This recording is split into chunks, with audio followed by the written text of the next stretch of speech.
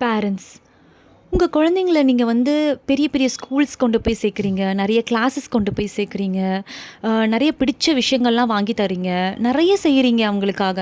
ஆனா, அவங்க மனசுல என்ன இருக்கு அப்படின்றது எப்பயாச்சும் உட்காந்து பேசி, ஃப்ரெண்டா பேசி தெரிஞ்சிருக்கீங்களா?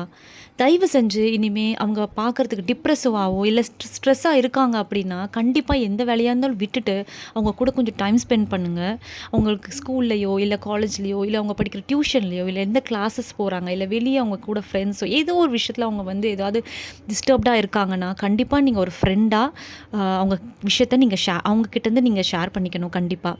ஸோ உங்ககிட்டயும் அவங்க ஷேர் பண்ணிக்கல அப்படின்னா, அது எவ்வளோ பெரிய தப்பான விஷயம் அப்படின்னு உங்களுக்கே தெரியும். இப்ப நம்ம இந்தியாலயே நெறைய எவ்வளோ பெரிய அப்யூசிவ் கேஸஸ், ஹராஸ்மென்ட் கேஸஸ், புல்லிங்கு எப்படி எப்படிப்பட்ட கேஸஸ் வந்துட்டு குழந்தைங்களுக்கு, அதுக்கப்புறம் ஸ்டூடெண்ட்ஸ்க்கெல்லாம் நடக்குதுன்னு உங்களுக்கே தெரியும். ஸோ முடிஞ்ச அளவுக்கு உங்க பிள்ளைங்களோட கொஞ்சம் கனெக்டடா இருந்தீங்கன்னா, ரொம்ப நல்லது. உங்களுக்கும், உங்களோட கிட்ஸ்க்குமே.